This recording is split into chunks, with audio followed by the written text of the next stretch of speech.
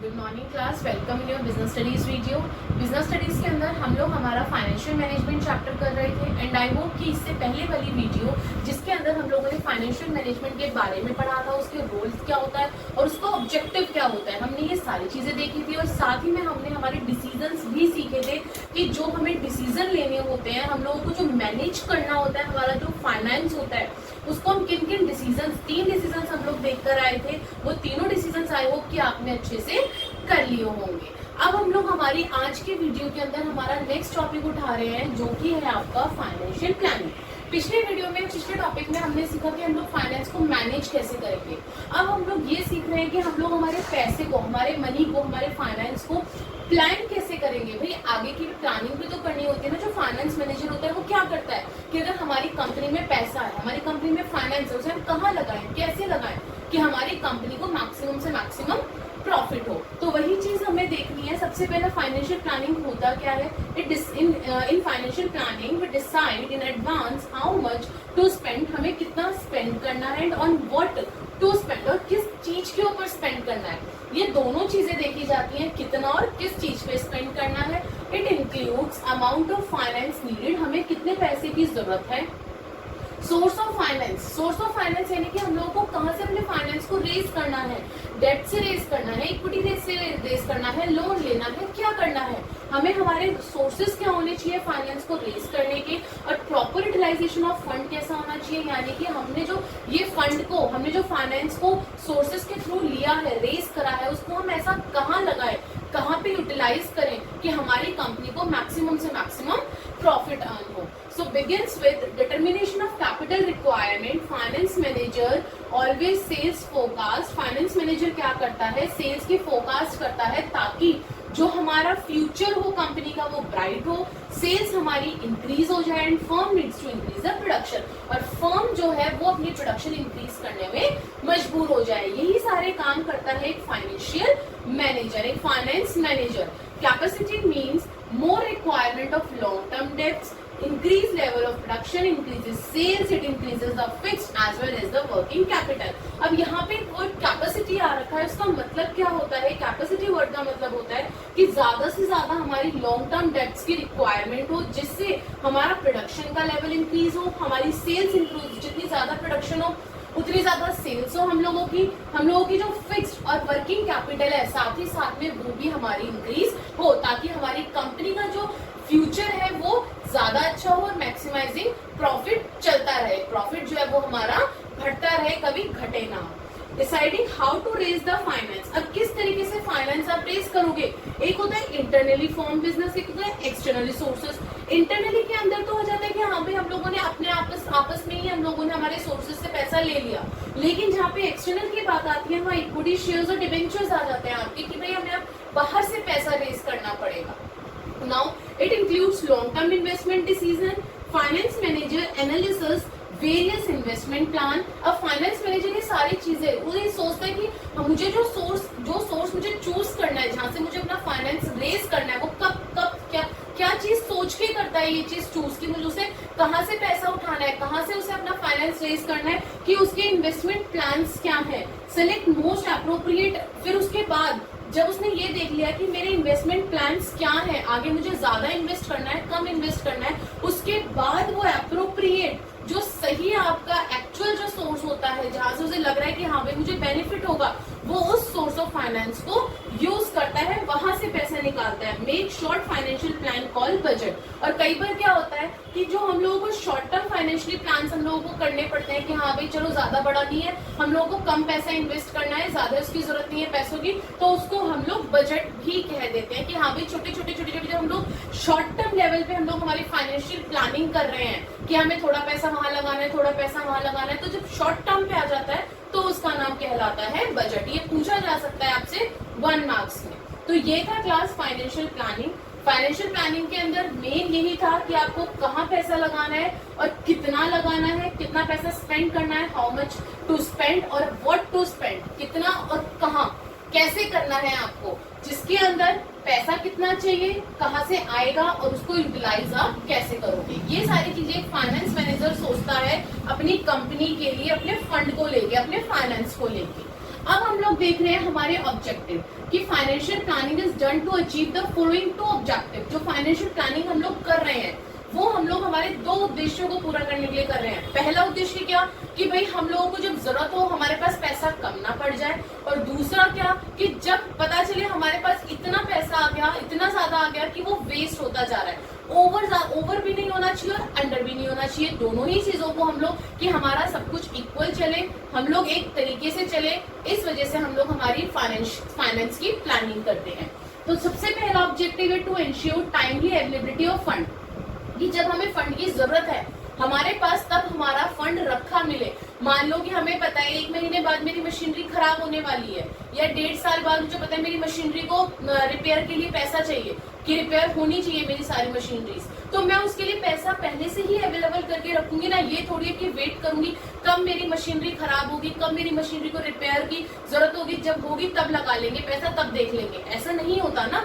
तो इसीलिए बोल रहा है कि ये इंश्योर करके रखो कि जब आपको पैसा चाहिए, जब आपको फंड चाहिए, आपके पास अवेलेबल हो। Sufficient fund available every time. दो चीजों के लिए हम लोग अपने पास सफिशिएंट फंड रखते हैं। Purchase of long term assets, एकदम से अगर हमें एसेट्स परचेज करनी पड़ जाए, या डे टू डे एक्सपेंसेस कि छोटे मोटे जो खर्चे होते हैं वो हम लोगों को करने हैं। तो ये थोड़ी है कि भाई बैठे रह जाएंगे कि पता नहीं अब पैसा आएगा तब करेंगे खर्चे, पैसा आएगा, ऐसा नहीं होता है। तो कुछ फंड हमारे पास हर वक्त होना चाहिए। तो situation of shortage of fund does not occur, तो उससे क्या होगा कि जो शॉर्टेज ऑफ फंड की जो प्रॉब्लम है वो कभी भी आपके पास, आपके सामने, आपकी कंपनी के सामने नहीं आएगी। दूसरा उद्देश्य क्या होता है, make sure firm does not raise fund unnecessarily. अब ऐसा भी नहीं होना चाहिए कि हमें फंड की जरूरत नहीं है फिर भी इक्विटी आप लोगों ने शेयर्स इशू कर दिए, या फिर ये कहूँ कि डिबेंचर पे आप लोगों ने लोन उठा लिया, ऐसा नहीं है। ये नहीं कि जबरदस्ती अननेसेसरी आप लोग अपना फंड जो है वो रेज करे जा रहे हैं, ऐसा भी नहीं होना चाहिए। इन चीजों से बचने के लिए हम लोग फाइनेंस प्लानिंग करते हैं। So if there is surplus money, अगर बहुत सारा पैसा आ भी जाता है, आपको नहीं चाहिए, स्टिल आपके पास अगर आ भी गया, तो उस केस में find best possible way to invest the excess money. कोशिश करो उस एक्सेस मनी को एक अच्छी जगह इन्वेस्ट कर सको, ताकि इन फ्यूचर अगर आपको कभी जरूरत हो तो आप वहां से पैसा निकाल सको। Excess fund are as bad as shortage of fund, दोनों ही चीजें बुरी हैं। शॉर्टेज ऑफ फंड भी बुरा है और एक्सेस ऑफ फंड भी बुरा है, दोनों में से कोई ठीक नहीं है। जितना हमें चाहिए उतना हमारे पास अवेलेबल हो तो वो आपके लिए बेस्ट होता है। नेक्स्ट है इंपॉर्टेंस। ये तो थे ऑब्जेक्टिव की क्या उद्देश्य है, क्यों आप फाइनेंशियल प्लानिंग कर रहे हो क्लास। अब इसकी जरूरत क्या है क्या इंपॉर्टेंस है, तो एक एक करके इसकी इंपॉर्टेंस देखते हैं। सबसे पहले estimate the required amount of finance needed, avoid wastage and over capitalisation situation. सबसे पहली चीज की अवॉइड करता है हमारा किसी भी वेस्टेज को और ओवर कैपिटलाइजेशन सिचुएशन को, कि ना हम लोग ओवर करें ना हमारी कोई चीज वेस्ट हो। इससे हम लोग एस्टिमेट लगा लेते हैं कि एग्जैक्ट अमाउंट हमें फाइनेंस, हमारा जो मनी है, हमें अमाउंट कितनी रिक्वायर्ड है, ना हमें ज्यादा लगानी ना हमें कम लगानी। Next helps in deciding most appropriate capital structure. अब देखो अगर हम फाइनेंशियल प्लानिंग करेंगे तो हम लोग अपना एक अच्छे से कैपिटल स्ट्रक्चर तैयार कर पाएंगे, जिसके अंदर हम बैलेंस रखेंगे हमारी इक्विटी एंड डेट्स दोनों को, कि हाँ कितना पैसा हम लोगों ने इक्विटी से रेज करा, कितना डेट से रेज करा। ऐसा तो नहीं है खाली डेट लिए जा रहे हैं, इक्विटी से पैसा रेज नहीं कर रहे हैं, या फिर इक्विटी से हम लोग पैसा रेज किए जा रहे हैं, डेट से रेज नहीं कर रहे हैं, तो ये चीज नहीं होनी चाहिए। इसमें फाइनेंशियल प्लानिंग का इंपॉर्टेंस सबसे बड़ा यही है कि डेट और इक्विटी के बीच में हम लोग हमेशा बैलेंस करके चलते हैं। Analyse various sources of finance, पहले सारे सोर्सेज ऑफ फाइनेंस को एनालाइज करते हैं, then we decide how much to arise from which source. उसके बाद हम लोग डिसाइड करते हैं कि हमें डेब्ट से ज्यादा पैसा रेज करना है या फिर हमें इक्विटी से ज्यादा पैसा रेज करना है। ये इसके फायदे हैं फाइनेंशियल प्लानिंग के। आगे बढ़ती हूँ, तीसरा फायदा क्या है, helps in investing finance in right project. यानी कि वो ये बोल रहे हैं, ये हमें ये मदद करता है हमें ये बताने में कि हाँ हमें कहाँ पे कौन सा सही प्रोजेक्ट है, हम लोग कहाँ पे पैसा इन्वेस्ट करें। Compare various investment proposal. सबसे पहले फाइनेंस मैनेजर क्या करता है, जितने भी आपके पास इन्वेस्टमेंट प्रपोजल होते हैं उन सबको कंपेयर करता है। मान लो ABCD 4 मेरे पास प्रोजेक्ट्स है, उन सबको पहले क्या करेगा, वो कंपेयर करेगा, उसके बाद चूज करेगा best one with higher expected profit. उसके बाद वहां पैसा इन्वेस्ट करेगा, उन चारों में से उस प्रोजेक्ट में पैसा इन्वेस्ट करेगा जहां से हमारी कंपनी को हायर से हायर एक्सपेक्टेड प्रॉफिट आना। नेक्स्ट इंपॉर्टेंस देखिए, यस क्लास, फोर्थ पॉइंट है हमारा ब्रिंग स्मूथनेस इन ऑपरेशनल एक्टिविटीज। अब देखो फाइनेंशियल प्लानिंग हमें हेल्प करती है हमारी ऑपरेशनल एक्टिविटीज को स्मूथ रन करने में। कैसे? फाइनेंशियल डिसीजन अगर हमने बिल्कुल सही लिया है, करेक्ट डिसीजन लिया है इन केस, तो it ensures smooth flow of cash inflow for day to day activities. तो उससे क्या होता है कि जो हमारा कैश फ्लो हो रहा है या कैश इनफ्लो हो रहा है या आउटफ्लो हो रहा है, जो भी हो रहा है वो डे टू डे एक्टिविटीज में बहुत स्मूथली फ्लो होगा। क्यों? क्योंकि हमारे डिसीजन सारे करेक्ट है, हमारे डिसीजन राइट है, जो हमने फाइनेंशियल डिसीजन लिए हैं, जो हमने फाइनेंशियल प्लानिंग की है। नेक्स्ट बोल रहा है वो बेस फॉर फाइनेंशियल कंट्रोल, यानी कि कंट्रोल का मतलब यहाँ पे कंपेयर कहा गया है कि हमने जो पास्ट में सोचा था, जो हमने एस्टिमेट करा था और जो एक्चुअल में हो रहा है, क्या वो दोनों चीजें सही हो रही है? क्या जितना होना चाहिए था उतना ही हो रहा है? तो ये सारी चीजें हमें आसानी हो जाती है अगर हम फाइनेंशियल प्लानिंग करते हैं, तो एस्टिमेट करने में, कंट्रोल करने में, कंपेयर करने में। Check financial activities by comparing, जितनी हमने एक्चुअल रेवेन्यू जितनी हुई है उसको हम कंपेयर कर सकते हैं हमारी एस्टिमेटेड रेवेन्यू से कि हमने जितना सोचा था क्या उतनी ही रेवेन्यू हुई है, और जितनी हमने एस्टिमेट लगाई थी कोस्ट के उतना ही एक्चुअल कोस्ट लगा है हमारा। तो ये हमारी इस चीज में भी हेल्प करता है।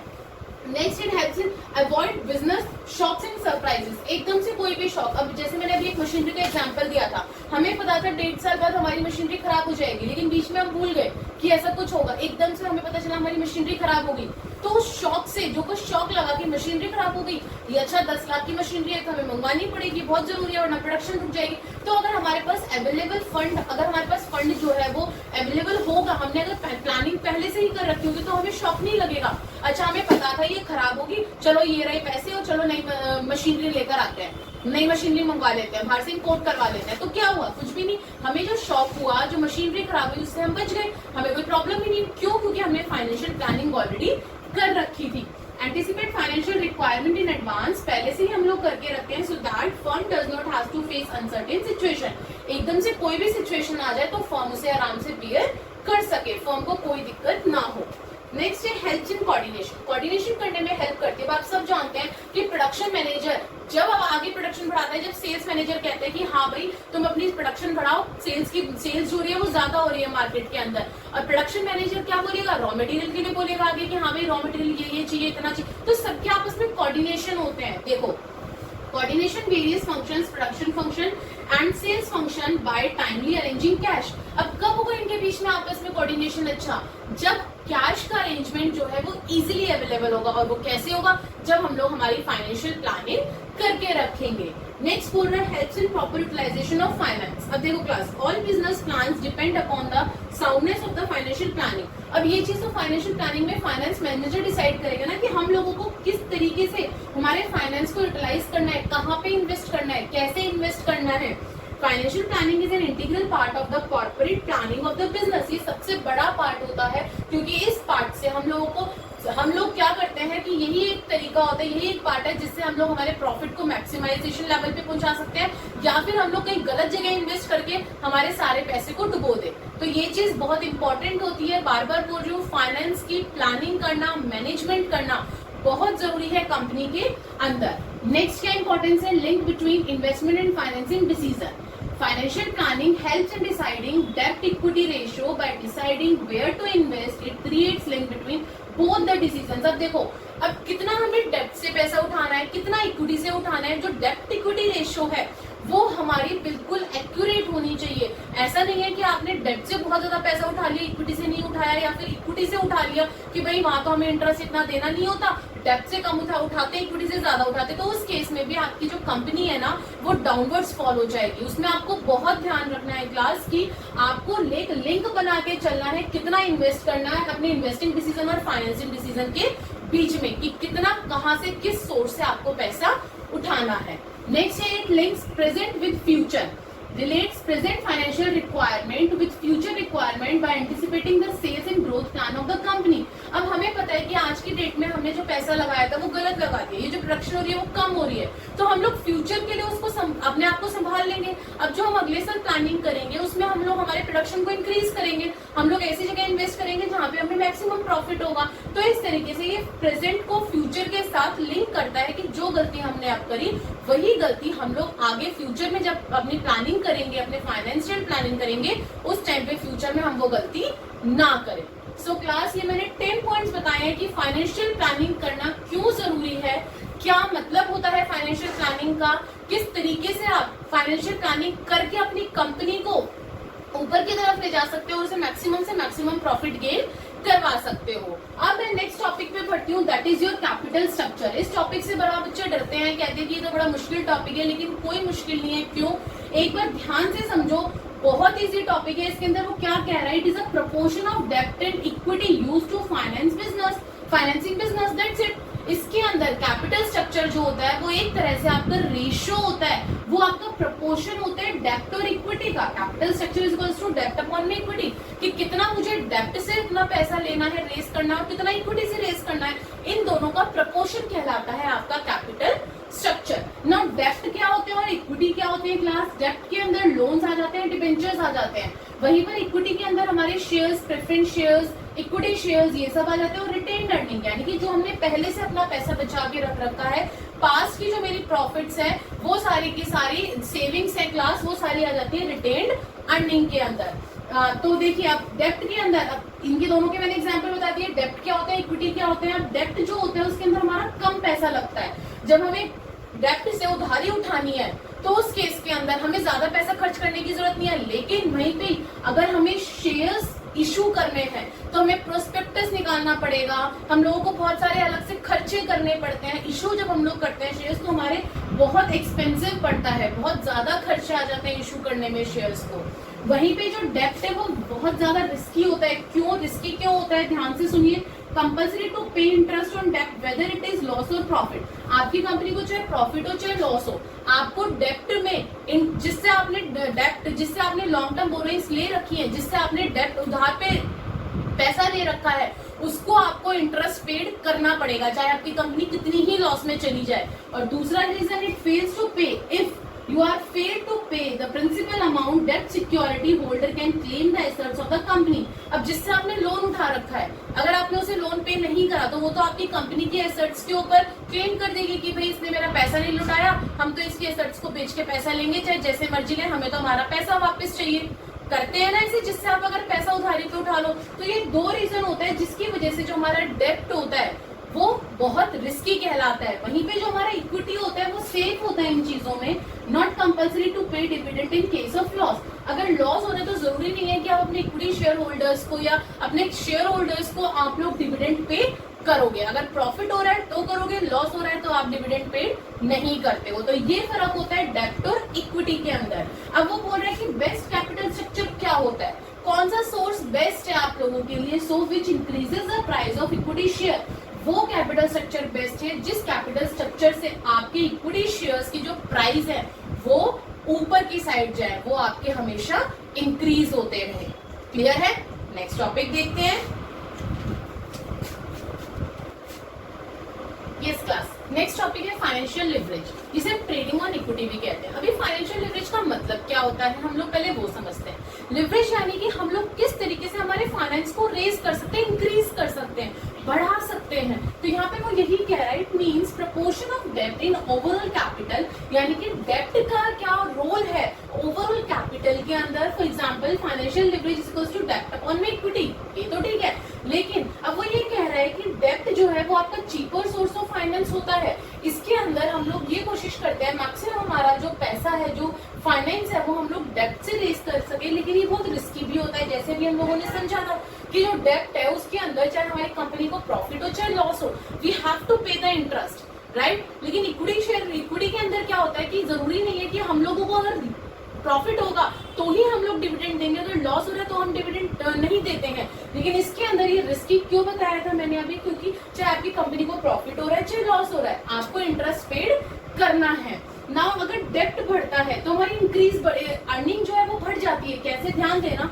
Only when return on investment is greater than interest on डेब्ट। अब वो यहाँ पे ये कहना चाह रहा है, अगर मान लो जो आपकी अर्निंग है, जितनी भी आपकी कंपनी की अर्निंग हो रही है, जितना भी रिटर्न हो रहा है आपको इन्वेस्टमेंट से, जितना भी रिटर्न हो रहा है, अगर वो इंटरेस्ट जितना हमें पेड करना है डिवेंचर होल्डर्स को, फॉर एग्जांपल मान लो कि 1 लाख का मेरे को या 10 लाख का मुझे अर्निंग हो रही है, रिटर्न हो रहा है इन्वेस्टमेंट से, और मुझे 10,000 पेमेंट करनी है इंटरेस्ट की, तो ठीक है। लेकिन अगर बट इफ इंटरेस्ट ऑन डेब्ट is greater than rate of investment, यानी कि अगर इंटरेस्ट ज्यादा है, मान लो कि मेरे को 5 लाख का इंटरेस्ट पेड कर रहा है और 1 लाख की मेरी रिटर्न हो रही है, तो उस केस में जितने ज्यादा डेप्ट लेते चले जाओगे उतने आप ज्यादा लॉस में जाते चले जाओगे। तो इसमें वो यही कह रहा है कि आपको ये चीज ध्यान में रखनी है इसमें कि आपका रिटर्न ऑन इन्वेस्टमेंट वो इंटरेस्ट से ज्यादा है या कम है। अगर आपका ज्यादा है तो आप डेप्ट को अपने को बढ़ा सकते हो, इंक्रीज कर सकते हो, लेकिन अगर रिटर्न ऑन इन्वेस्टमेंट कम है as compare to interest on डेप्ट, उस केस में आप जितना ज्यादा डेप्ट लोगे आप उतने ज्यादा लॉस में जाते चले जाओगे। तो ये चीज कहता है, ये चीज बताता है हमारा फाइनेंशियल लिवरेज। सो क्लास, अभी हम लोगों ने हमारा कैपिटल स्ट्रक्चर समझा था इससे पहले कि पूरा का पूरा डेब्ट और इक्विटी के स्ट्रक्चर को कैपिटल स्ट्रक्चर कहा गया, उसके प्रोपोर्शन को मैंने आपको फाइनेंशियल लिवरेज बताया। अब कुछ ऐसे फैक्टर्स हैं जब हम लोग हमारे कैपिटल स्ट्रक्चर को रेडी करते हैं तो किन किन चीजों को, किन किन फैक्टर्स को हमें डिटरमाइन करना पड़ता है। हम लोग अब वो फैक्टर्स देखते हैं। सबसे पहले हमें हमारे ध्यान में रखना है कैश फ्लो पोजीशन। आपकी कंपनी की कैश फ्लो पोजीशन कैसी है क्लास? देखिए, एनफ कैश इनफ्लो, अगर आपके पास कैश इनफ्लो ज्यादा है, आपकी कंपनी में पैसा अगर ज्यादा आ रहा है तो आप ज्यादा से ज्यादा डेप्ट ले सकते हो। क्यों? पैसा आ रहा है, चलो भाई इंटरेस्ट हम लोग टाइमली पेड कर लेंगे, कोई प्रॉब्लम नहीं है। As company has to compulsory pay fixed interest on it. भाई डेप्ट लोगे तो आपको इंटरेस्ट तो पेड करना पड़ेगा, ऑब्वियस सी बात है। अभी मैं बार बार एक ही बात बोल रही हूँ, अगर लॉस हो रहा है तो भी आपको देना पड़ेगा। तो यहाँ पे वही बोल रहा है, अगर कैश इनफ्लो आपका अच्छा है तो आप डेप्ट से अपना रेस कर लो अपने फंड को, अपने फाइनेंस को। लेकिन अगर शॉर्टेज है कैश की आपके पास, अगर आपका इनफ्लो प्रॉपर नहीं हो रहा है, टाइमली नहीं आ रहा है आपकी कंपनी में, so you have to raise the finance from the equity. उस केस में आपको इक्विटी ज्यादा से ज्यादा वो करने पड़ेंगे, इक्विटी से पैसा ज्यादा से ज्यादा रेज करना पड़ेगा। एज नो कंपल्शन टू पे dividend in case of loss और शॉर्टेज ऑफ कैश। क्योंकि इक्विटी के अंदर ये कंपल्शन नहीं होता कि अगर आप लॉस में भी जा रहे हो तो आप डिविडेंड पेड करो। तो सबसे पहली चीज हमें हमारी कैश फ्लो पोजीशन ध्यान में रखनी है। दूसरी चीज इंटरेस्ट कवरेज रेशियो, आईसीआर। ये क्या होता है? Earning before interest and tax. Interest और टैक्स देने से पहले आपकी क्या अर्निंग है डिवाइडेड बाय में इंटरेस्ट। मतलब आप क्या उतना इंटरेस्ट दे पा रहे हो, क्या आप उतनी अर्निंग कर पा रहे हो जितना आपको इंटरेस्ट पेड करना है। Number of items companies earning before interest and tax cover the interest payment obligations. देखो इसके अंदर वो साफ साफ बोल रहा है हमें आईसीआर को कैलकुलेट करना है, जिसके अंदर हमें ये पता चलता है कि क्या हमारी उतनी अर्निंग हो रही है कि जिसके अंदर हम लोग हमारे इंटरेस्ट को कवर कर सके। ऐसा तो नहीं है कि अर्निंग तो हमें कम हो रही है और इंटरेस्ट हमारा ज्यादा हो रहा है। तो ये चीज भी आपको अपने ध्यान में रखनी है। तीसरा फैक्टर है डेब्ट सर्विस कवरेज रेशियो। अब डेब्ट सर्विस कवरेज रेशियो क्या कह रहा है? आईसीआर में तो हम लोग सिर्फ हमारा इंटरेस्ट देखते थे कि भाई हम लोग हमारा इंटरेस्ट कवर कर पा रहे हैं या नहीं कर पा रहे हैं, लेकिन डीएससीआर यानी कि डेब्ट सर्विस कवरेज रेशियो के अंदर इंटरेस्ट के साथ साथ हम लोग प्रिंसिपल भी देखते हैं कि भाई हम लोग इंटरेस्ट, चलो मुझे 10,000 का इंटरेस्ट देना था और मेरी 10 लाख की कम हो रही थी, क्या कहते हैं, मुझे प्रॉफिट हो रही थी, अर्निंग हो रही थी, बहुत अच्छी बात है। लेकिन वो चीज तो हम लोग खाली इंटरेस्ट कवरेज रेशियो में देख रहे थे। वहीं पर ही हम लोग डेब्ट सर्विस कवरेज रेशियो में अगर मैंने 5 लाख का डेब्ट से रेस कर रखा है अपना लोन, तो मैं ये देखूंगी क्या मुझे 5 लाख और वो 10,000, 5 लाख 10,000 मेरे अर्निंग के अंदर कवर हो रहे हैं या नहीं हो रहे। यहाँ पे वो वही कह रहा है take care of return of interest plus principal, कि जितना हम कमा रहे हैं, जितनी हमारी अर्निंग है उसके अंदर क्या हमारा इंटरेस्ट प्लस हमारा जो प्रिंसिपल अमाउंट है दोनों चीजें कवर हो पा रही है या नहीं हो पा रही है। डीएससीआर जब भी बढ़ता है इसका मतलब हम लोग डेब्ट को और ज्यादा रेस कर सकते हैं, डेब्ट से और पैसा ले सकते हैं, because company is able to repay its डेब्ट इजीली। इसका मतलब क्या है कि हाँ भाई हमारी कंपनी जो है वो डेब्ट भी दे देगी, यानी कि फुल प्रिंसिपल अमाउंट भी दे देगी और साथ ही साथ में इंटरेस्ट भी पेड कर सकती है। लेकिन अगर डीएससीआर हमारी डाउनवर्ड्स है, वो अगर हमारी अच्छी नहीं है, हमारी अगर ये रेशियो अच्छी नहीं आ रही कंपनी की, इट मीन्स हमें इक्विटी से ही हमारा फाइनेंस रेस करना चाहिए। हम लोग हमारा अमाउंट प्लस हमारा इंटरेस्ट टाइमली पेड नहीं कर पा रहे हैं, इसका मतलब ये होता है। और इसका फॉर्मूला क्या होता है? Profit after tax plus depreciation plus interest plus non cash expenses return of divided by में preference dividend plus interest plus repayment obligations. इस तरीके से हम लोग हमारे डीएससीआर को निकालते हैं। आई होप कि ये दोनों समझ आ गया होगा। दोनों में ज्यादा फर्क नहीं है, इसमें सिर्फ हम इंटरेस्ट कवर करते हैं और इसके अंदर हम लोग हमारी अर्निंग में, डीएससीआर के अंदर हम लोग हमारी अर्निंग में इंटरेस्ट के साथ साथ हमारी प्रिंसिपल अमाउंट को भी कवर करते हैं। नेक्स्ट फैक्टर हमारा रिटर्न ऑन इन्वेस्टमेंट। अब देखो हम लोगों ने ऊपर यही देखा है कि किस तरीके से अगर हमारा इंटरेस्ट प्लस हमारा प्रिंसिपल अमाउंट DSCR के अंदर अगर दोनों चीजें हमारी कवर हो रही हैं हमारी अर्निंग के अंदर तो हम लोग डेप्ट को इशू कर सकते हैं, लेकिन अगर नहीं हो रही तो आपको इक्विटी से अपना पैसा लेना पड़ेगा। वहीं पर ये अब नेक्स्ट पॉइंट में रिटर्न ऑन इन्वेस्टमेंट क्या कह रहा है, अगर आपकी रिटर्न जो है जो आपने इन्वेस्ट कर रखा है पैसा उससे जो रिटर्न मिल रहा है अगर वो ज्यादा है, वो कवर कर रहा है रेट ऑफ इंटरेस्ट को, जितना आपको इंटरेस्ट देना है उससे ज्यादा आपको रिटर्न मिल रहा है इन्वेस्टमेंट पे, तो उस केस में कंपनी प्रेफर कर सकती है मोर डेप्ट ताकि वो इजीली डेप्ट के इंटरेस्ट को अफोर्ड कर सके। लेकिन अगर क्लास आपका जो रिटर्न ऑन इन्वेस्टमेंट है वो कम हो गया रेट ऑफ इंटरेस्ट से, यानी कि रेट ऑफ इंटरेस्ट ज्यादा हो गया और रिटर्न ऑन इन्वेस्टमेंट हमारी कम हो गई, तो उस केस के अंदर कंपनी ज्यादातर प्रेफर करती है इक्विटी। जब वो इंटरेस्ट पेड ही नहीं कर पा रही है अपने रिटर्न से, तो वो और कहां से अपने डेप्ट को लेगी और कहां से अपने लॉन्ग टर्म बोरिंग्स और कहां से अपने लोन्स और उन सबको बढ़ाएगी, नहीं बढ़ा सकती ना। तो इसीलिए बोल रहे हैं अगर रिटर्न आपका कम है तो हम लोग इक्विटी प्रेफर करते हैं कंपनी, और अगर आपका रिटर्न ज्यादा है ऑन इन्वेस्टमेंट तो आप लोग डेप्ट यूज करते हैं। आगे बढ़ती हूँ, नेक्स्ट फैक्टर है हमारा टैक्स रेट। अब टैक्स रेट के अंदर क्या कह रहे हैं, टैक्स रेट अगर आपको ज्यादा देना है, अगर आपका टैक्स ज्यादा है, debts become cheaper because before calculating tax interest is subtracting from income. अब देखो क्लास, अगर टैक्स रेट आपको ज्यादा देना है, ध्यान से सुनना इस लाइन को, जो डेब्ट है वो हमारा चीपर पड़ जाता है। क्यों? Because before calculating tax, tax calculate करने से पहले interest is subtracted from income. Tax हम लोग बाद में से वो करते हैं, कैलकुलेट करते हैं, पहले हम लोग इंटरेस्ट पेड कर देते हैं। वहीं पर अगर मेरा टैक्स कम है क्लास, अगर टैक्स रेट मेरा कम होता है तो उस केस में कंपनी प्रेफर करती है इक्विटी। क्यों? बिकॉज कंपनी हैज टू पे टैक्स ऑन डिविडेंड पेड। अब वो ये बोल रही है कि कंपनी को टैक्स जो है वो डिविडेंड के ऊपर भी पेड करना पड़ता है, तो इसीलिए वो कोशिश करती है कि वो इक्विटी को यूज कर सके, इक्विटी को प्रेफर कर सके। अगर हमारा टैक्स रेट जो है वो लो है तो, अगर हाई है तो वो किसको यूज करेगी, वो डेब्ट को यूज करेगी। नेक्स्ट हम लोग देखते हैं हमारा फैक्टर, नेक्स्ट पॉइंट है कॉस्ट ऑफ इक्विटी। अब देखो कॉस्ट ऑफ इक्विटी के अंदर वो क्या कह रहा है, ध्यान देना class, equity share holders expects to increase their earning per share. अब पता है हर कोई क्या चाहता है, हमारी पर शेयर के ऊपर जो अर्निंग है वो इंक्रीज हो जाए। ठीक है, अगर ईपीएस मेरा इंक्रीज होता है तो मैं डेब्ट को प्रेफर करूंगी, मेरी कंपनी डेब्ट को प्रेफर करेगी। क्यों?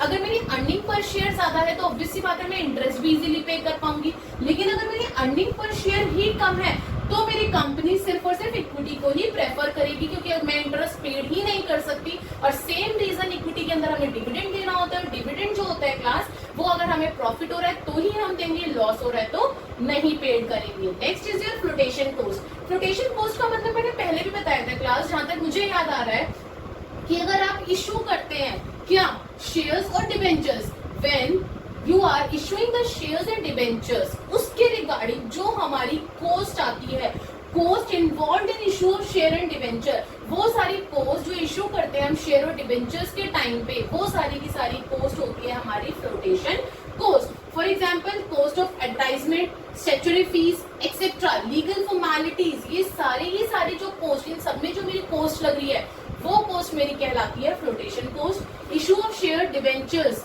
मोर फ्लोटेशन कॉस्ट। अगर आप लोग इशू करते हैं शेयर्स को या डिबेंचर्स को, ध्यान रखना इस बात को, अगर हम लोग शेयर और डिबेंचर्स को इशू कर रहे हैं तो मेरी फ्लोटेशन कॉस्ट क्या हो जाती है, बढ़ जाती है। वहीं पे अगर मैं लोन्स एंड एडवांसेस लेती हूँ तो उसके अंदर मुझे मेरी कॉस्ट को जो है वो फ्लोटेशन कॉस्ट इतनी ज्यादा रेज नहीं करनी पड़ती, it will be a less.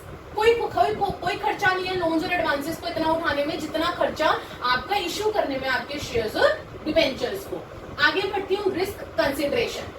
अब देखो दो तरीके के रिस्क होते हैं, एक होते हैं फाइनेंशियल रिस्क, एक होते हैं ऑपरेटिंग रिस्क। अभी देखो रिस्क होते क्या है, सबसे पहले when company is unable to meet its fixed financial charges. अब जैसे फॉर एग्जांपल कि कंपनी को इंटरेस्ट पे करना है, पे करने क्रेडिटर्स को पैसे, इस टाइप के जो खर्चे होते हैं जो फिक्स होते हैं क्लास आपके, वो तो आते हैं मेरे फाइनेंशियल रिस्क के अंदर। लेकिन जो डे टू डे ऑपरेशन से रिगार्डिंग मेरे जो खर्चे होते हैं वो आते हैं ऑपरेटिंग रिस्क के अंदर, यानी कि वो सारे खर्चे जो डिपेंड करते हैं मेरे ऑपरेटिंग कॉस्ट के ऊपर, वो रिस्क होता है आपका ऑपरेटिंग रिस्क। दोनों रिस्क में फर्क समझ में आ गया। अब देखो आगे बोल रहे हैं जितना कम रिस्क होगा आप डेब्ट को प्रेफर करोगे, लेकिन जितना हाई रिस्क होगा आप इक्विटी को करोगे। ऐसा क्यों? पता है, अगर मान लो मेरा रिस्क बहुत ज्यादा है और फिर भी मैंने डेब्ट ले लिया, भाई पहले से ही रिस्क है, आप डेब्ट में जो डिबेंचर होल्डर्स हैं, जो जिनको आपको इंटरेस्ट देना है, उनको आप इंटरेस्ट कैसे दोगे जब आप खुद इतने ज्यादा रिस्क में हो? तो लेकिन अगर रिस्क लो है, हाँ भी मुझे पता है मेरा टाइमली सब कुछ हो रहा है, पैसे आ रहे हैं, तो मैं इजीली पे कर सकती हूँ इंटरेस्ट, तो उस केस में मैं क्या करूंगी, अगर मेरा रिस्क लो है तो मैं डेब्ट को प्रेफर करूंगी। लेकिन रिस्क अगर हाई है तो हम सोचेंगे कि भाई इक्विटी बढ़िया है हमारे लिए, तो प्रॉफिट होगा तो दे देंगे डिविडेंड, नहीं होगा तो खत्म, कुछ नहीं दे रहे। वहीं पर वो बोल रहे हैं अगर आपकी ऑपरेटिंग कॉस्ट हाई है, ज्यादा है, तो उस केस में आपको रिस्क भी उतना ही ज्यादा होता है। तो ये था मेरा रिस्क कंसिडरेशन, जिसके अंदर हम फाइनेंशियल रिस्क और ऑपरेटिंग रिस्क दोनों को लेते हैं। नेक्स्ट फैक्टर है फ्लेक्सिबिलिटी। अब ये क्या कह रहा है, excess of debt may restrict the firm's capacity to borrow further। अब इससे ये पता चलता है कि आपकी कितनी कैपेसिटी है, क्या फ्लेक्सिबिलिटी है कि आप और डेब्ट बोरो कर सकते हो। Company has to pay fixed interest payment to meet unforeseen circumstances, company should use some equity also. अब ऐसा नहीं है क्लास, ये नहीं कर सकते कि आप हर बार क्या करो कि नहीं भाई चलो हम लोग तो डेब्ट से पैसा ले लेते हैं, डेब्ट से पैसा ले लेते हैं। अगर आप हर बार उसी से पैसा लेते रहे, अगर इन केस कोई अनफोर्सिन सर्कमस्टांसेस कंपनी के सामने आके खड़े हो गए और आपकी इक्विटी से कोई पैसा नहीं है, सिर्फ डेब्ट है, तो आप कितना इंटरेस्ट पे कर दोगे, एक बात बताओ मुझे। तो इस केस के लिए, इस अनफोर्सिन सर्कमस्टांसेस से बचने के लिए हम लोगों को इक्विटी से भी पैसा रेज करना पड़ता है, सिर्फ हम लोग डेब्ट के ऊपर डिपेंड नहीं रह सकते क्लास। एक्सेस ऑफ डेब्ट, जितना ज्यादा डेब्ट लिया, may restrict the firm's capacity to borrow further. अगर मान लो मैंने पहले से ही मेरी कंपनी ने पहले से ही 10 लाख का डेब्ट ले रखा था, अब एकदम से मेरी कंडीशन और ज्यादा खराब हो गई, अब मुझे और कौन देगा पैसा जब ऑलरेडी मेरे ऊपर इतना कर्जा है। तो इसीलिए कहते हैं डेब्ट से लो पैसा, लेकिन एक लिमिटेड तरीके से लो। हर तरीका आप उसका गलत तरीका मत लो, उसको गलत तरीके से यूज मत करो आप। नेक्स्ट बोल रहे हैं कंट्रोल। कंट्रोल में क्या कह रहा है class, equity share holders honours होते हैं जिनका कंप्लीट कंट्रोल होता है कंपनी और मैनेजमेंट पे, ये आप लोग जानते हैं। वहीं पे जो डिबेंचर होल्डर्स होते हैं, they have no right related to management. Debenture holder हमारे मैनेजमेंट में आके उनका कोई राइट नहीं है कि वो कोई भी आके डिसीजन ले सके, लेकिन जो शेयर होल्डर्स होते हैं उनका पूरा राइट होता है। तो वो यहाँ पे ये बोल रहा है, कंट्रोल वर्ड इसलिए यहाँ पे आया फैक्टर, अगर ऑनर और एग्जिस्टिंग शेयर होल्डर्स चाहते हैं कंप्लीट कंट्रोल, वो अपने हाथ में चाहते हैं, तो वो डेब्ट को यूज करेंगे कि भाई हम लोग डेब्ट ले लेते हैं, उनका कोई लेना देना नहीं है। लेकिन अगर they do not mind sharing control, अगर वो कंट्रोल को शेयर कर सकते हैं, उन्हें कोई फर्क नहीं पड़ता शेयर को कंट्रोल को शेयर करने में, तो उस केस में दे यूज इक्विटी शेयर। उस केस में वो लोग क्या करेंगे, इक्विटी शेयर यूज करेंगे कि हाँ भाई अगर कोई मालिक बनेगा आएगा तो आके बैठ जाओ, हमें कोई दिक्कत नहीं है हमारे कंट्रोल को शेयर करने में। नेक्स्ट फैक्टर है रेगुलेटरी फ्रेमवर्क। आई होप कि ये सारे फैक्टर्स आप लोग अच्छे से समझ रहे होंगे क्लास, ये बहुत इंपॉर्टेंट है इस चैप्टर के लिए और आपके एग्जाम के लिए भी क्लास, कि कौन कौन से फैक्टर्स आपके कैपिटल स्ट्रक्चर को इफेक्ट कर रहे हैं, डिटरमाइन करना है हमें, किन किन चीजों को हमें अपने ध्यान में रखना है। नेक्स्ट है रेगुलेटरी फ्रेमवर्क। अब ध्यान देना क्लास, इशू ऑफ शेयर और debentures company has to follow SEBI guidelines. जब भी कंपनी इशू करती है शेयर्स और डिबेंचर्स को, तो सेबी की गाइडलाइंस हमें देखनी पड़ती हैं, लेकिन company also has to follow the regulations of monetary policy. और कंपनी को जब भी कोई उधार लेना होता है, लोन और एडवांसेस करने होते हैं, तो उसे मॉनेटरी पॉलिसी ध्यान में रखनी होती है। अब दोनों में फर्क देखना, अगर सेबी गाइडलाइंस मेरी आसान है, मेरी कंपनी को सेबी की गाइडलाइंस इजी लगती है, तो वो इशू करना स्टार्ट कर देगी शेयर्स और डिबेंचर से पैसा लेना स्टार्ट कर देगी। लेकिन वहीं पे ही अगर मेरी कंपनी को मॉनेटरी पॉलिसी फ्लेक्सिबल लगती है, तो मेरी कंपनी प्रेफर करेगी लोन और एडवांसेस को। दोनों में फर्क समझ में आया? कंपनी ये देखेगी उसके लिए सेबी गाइडलाइंस इजी है या फिर उसको मॉनेटरी पॉलिसी जो है वो फ्लेक्सिबल लगती है। नेक्स्ट है कॉस्ट ऑफ डेब्ट। अब कॉस्ट ऑफ डेब्ट के अंदर क्या कह रहा है, firm can arrange borrowed fund at lower rate. Firm जो है वो अरेंज करती है अपने बोरोड फंड कम से कम रेट पे, low rate of interest, then it will prefer more डेब्ट एज कंपेयर टू इक्विटी। अगर मुझे उधारी कम इंटरेस्ट रेट पे मिल रही है तो मैं ज्यादा से ज्यादा उधारी लूंगी। यहाँ पे भी वही बात बोल रहा है, अगर फर्म अरेंज करती है borrowed fund low rate of interest पे, कम रेट ऑफ इंटरेस्ट मिल रहा है, तो वो डेब्ट को प्रेफर करेगी एज कंपेयर टू इक्विटी। लेकिन अगर ज्यादा रेट ऑफ इंटरेस्ट मिलेगा तो किसे प्रेफर करेगी, तो वो इक्विटी को प्रेफर करेगी। 2 पॉइंट और है, वो देखते हैं क्लास, फिर हमारे फैक्टर्स खत्म होंगे।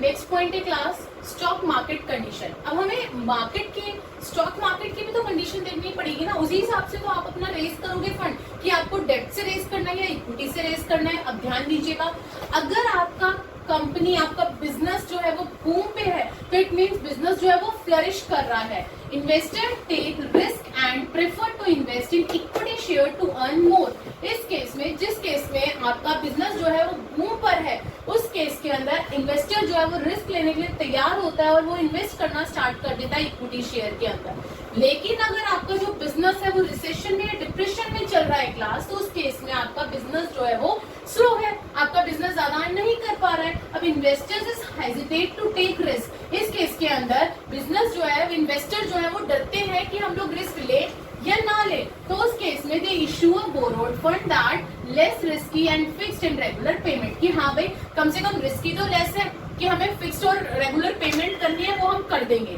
लेकिन हमें रिस्क तो ज्यादा बियर नहीं करना पड़ेगा ना। तो वही चीज वो यहाँ पे बोल रहा है कि स्टॉक मार्केट की कंडीशन भी देखनी है, हमारा बिजनेस बूम पे है या रिसेशन पे है।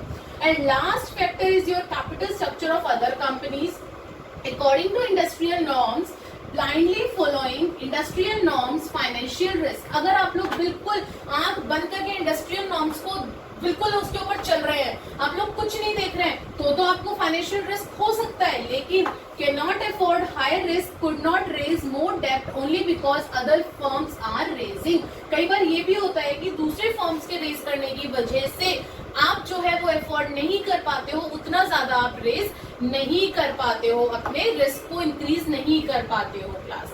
सो क्लास, ये हमने यहाँ पे 14 फैक्टर्स पढ़े हैं हमारे कैपिटल स्ट्रक्चर के। कैपिटल स्ट्रक्चर को किस तरीके से हम लोगों को बनाना है, किस तरीके से हमें क्या क्या बातें, क्या क्या फैक्टर्स हमें हमारे माइंड में रखने हैं, वो 14 फैक्टर्स मैंने आपको यहाँ समझाए हैं। एंड आई होप कि वो आपने अच्छे से समझे होंगे क्लास, क्योंकि ये बहुत इंपॉर्टेंट फैक्टर्स हैं आप लोगों के लिए।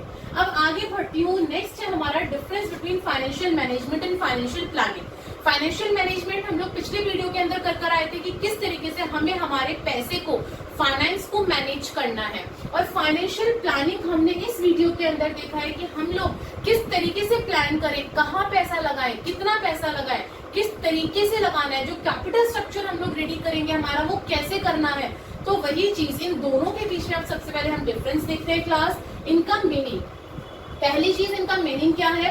फाइनेंशियल मैनेजमेंट का मतलब होता है effective, efficient acquisition of fund, यानी कि आप फंड को किस तरीके से अरेंज कर रहे हो, कैसे लगा रहे हो। ऑप्टिमम यूटिलाइजेशन ऑफ फंड, उसको कहाँ इन्वेस्ट कर रहे हो। लास्ट डिस्पोजल ऑफ सरप्लस, जो आपको प्रॉफिट हो रहा है, जो सरप्लस हो रहा है, उसको डिस्ट्रीब्यूट कैसे कर रहे हो, किन किन लोगों के बीच में डिस्ट्रीब्यूट कर रहे हो, डिस्ट्रीब्यूट करने का तरीका क्या है आप लोगों का। तो ये सारी चीजें देखी जाती हैं फाइनेंशियल मैनेजमेंट के अंदर। वहीं पे फाइनेंशियल प्लानिंग के अंदर क्या देखते हैं, एस्टिमेट कैपिटल रिक्वायर्ड, हमें कितने पैसे की जरूरत है, ना हमें फालतू पैसा रखना, ना हमारे पास कम फंड होना चाहिए, हमारे पास इक्वल होना चाहिए, जितने की हमें जरूरत है उतना, amount needed. Decide the source of fund, अब हमें कहाँ से फंड रेज करना है, भाई इक्विटी से करना है, डेब्ट से करना है, यही सारी चीज तो अभी 14 के 14 फैक्टर्स में देख कर आए थे कि किस तरीके से हम डिसाइड करें हमें डेब्ट से पैसा लेना है या फिर हमें इक्विटी से पैसा लेना है। Last optimum utilisation of fund, हम लोग जो फंड रेज कर रहे हैं उस रेज करे हुए फंड को हम लोग ऐसी जगह पे इन्वेस्ट करें जहां से हमारी रिटर्न जो है वो मैक्सिमम हो एज कम्पेयर टू हमारे इंटरेस्ट, जितना हमें इंटरेस्ट देना पड़ रहा है। तो ये चीज था, ये मतलब था फाइनेंशियल मैनेजमेंट और फाइनेंशियल प्लानिंग का। नेक्स्ट पॉइंट है हमारा स्कोप। क्या स्कोप है, फाइनेंशियल मैनेजमेट वाइडर होता है, it includes financial planning. Financial management के अंदर फाइनेंशियल प्लानिंग हम लोग करते हैं क्लास, और जो फाइनेंशियल प्लानिंग होती है वो नैरो होती है। क्यों? क्योंकि एक सेगमेंट है, ये पार्ट है छोटा सा फाइनेंशियल मैनेजमेंट का। फाइनेंशियल प्लानिंग जो है वो फाइनेंशियल मैनेजमेंट के अंदर आती है क्लास। थर्ड और लास्ट आपको ऑब्जेक्टिव, अब उद्देश्य क्या है दोनों का क्लास, जो फाइनेंशियल मैनेजमेंट है, to manage all the activities related to finance. अब इसके अंदर वो ये बोल रहा है कि इसके अंदर आप सारी एक्टिविटीज को मैनेज करते हो, जितनी भी एक्टिविटीज होती है रिलेटेड टू फाइनेंस। वहीं पर ही फाइनेंशियल प्लानिंग में to ensure timely availability of fund, कि आपके पास टाइमली अवेलेबिलिटी हो फंड की, इसके अंदर हम लोग इस चीज का ध्यान रखते हैं। और साथ ही में firm neither face the situation of shortage of fund not the excess of fund, इसके अंदर हम ये भी ध्यान रखते हैं कि जो फंड हमारे पास है ना ही वो कम हो और ना ही वो एक्सेस में हो, ना ही वो शॉर्टेज में होना चाहिए और ना ही वो एक्सेस में होना चाहिए। तो इसी वजह से हम लोग हमारी फाइनेंस की प्लानिंग करते हैं। सो क्लास, आज के वीडियो के अंदर मैंने आप लोगों को बहुत ही इंपॉर्टेंट टॉपिक बताया है, फाइनेंशियल प्लानिंग। किस तरीके से हम लोग हमारे फाइनेंस की प्लानिंग करते हैं, कहाँ हमें उसे इन्वेस्ट करना है, किस सोर्स से हमें हमारे फाइनेंस को रेज करना है और क्या क्या फैक्टर्स को हमें हमारे दिमाग में रखना है कैपिटल स्ट्रक्चर के टाइम पे। अब क्लास और लास्ट में हमने देखा फाइनेंशियल मैनेजमेंट और फाइनेंशियल प्लानिंग के बीच में डिफरेंस क्या है। आई होप कि सारे टॉपिक्स आपको क्लियर हो गए होंगे class. Please like, share and subscribe the channel ताकि अब जो नेक्स्ट टॉपिक इस चैप्टर का हम लोग करने वाले हैं वो आप तक इजीली पहुंच सके। और अगर कहीं कोई भी डाउट है आप लोगों को तो please right me in the comment box ताकि नेक्स्ट वीडियो में मैं आपका वो डाउट क्लियर कर सकूं। Thank you class.